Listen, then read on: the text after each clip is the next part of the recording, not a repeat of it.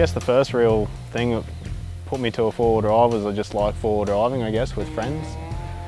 When I first got it, four-wheel driving probably wasn't as big with younger people as what it is now. So I think in the last few years it's certainly got a lot more popular.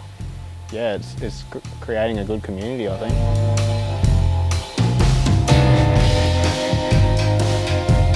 Well, my old man's a diesel fitter by trade, owns his own business in Bundaberg. And I guess working on cars and trucks, and I was always keen to go with him, even from a little age. I'd have a little set of overalls and I'd go with him on breakdowns and things like that. I don't know, I've always found an interest in things that move with motors. I'm not a mechanic by trade, but I feel that if I became a mechanic by trade, it'd probably become more of a chore to work on a vehicle rather than actually, you know, find it a bit of a hobby. Well, I've got 3 cars, 2 of which have only been four-wheel drives. My very first car was a 2004 KZN 165R Hilux. Yeah, my old man was hunting around for a while for me, helping me out trying to find one, and yeah, stumbled across one. Had it for 2 or 3 years and actually got written off from recovering a four-wheel drive down at my local beach from the ocean. So yeah, after I got the money from that, I got this Hilux brand new, and then it started from there to what I've got today.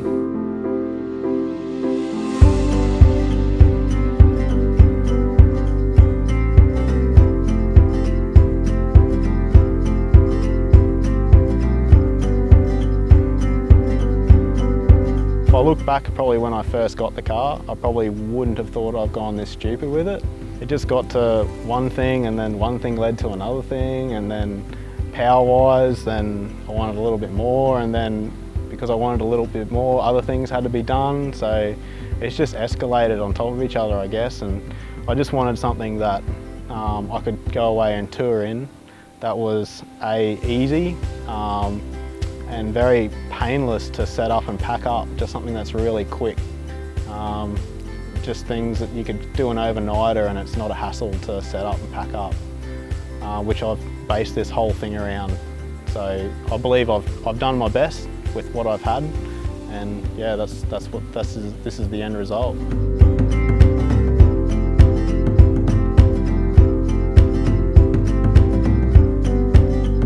I think my off-roading history isn't very probably family related. We used to go camping, I guess, with a family once every year, and that would probably be the best time of my life when I was younger. And I guess when I got a little bit older and I became more independent, I guess I could do it myself, and finding friends that did similar things just becomes more of a hobby, I guess, and you just find an interest with it, and it doesn't matter, you don't need heaps of notice, you can just get out and go, and I think that's the beauty of it. You can go and find places that are quite remote that are really nice, and I think it's just the fact that there's no people there that makes them so nice.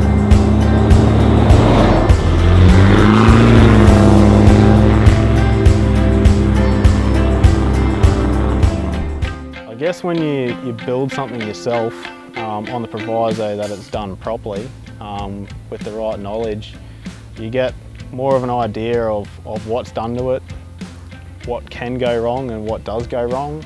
You get more of a sense of satisfaction out of it, knowing that it's done by your hand rather than paying someone else to do it.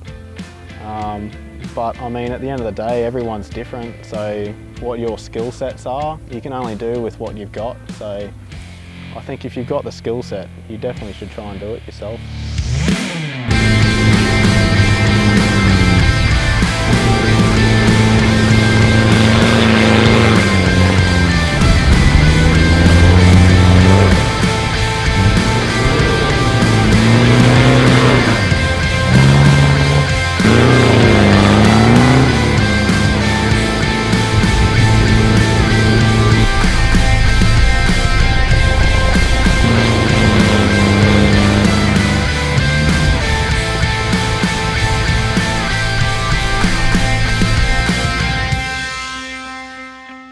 Now make sure to watch part 2 of this rig rundown to see how Jeremy's Hilux stacks up against other cars filmed in this rig rundown series.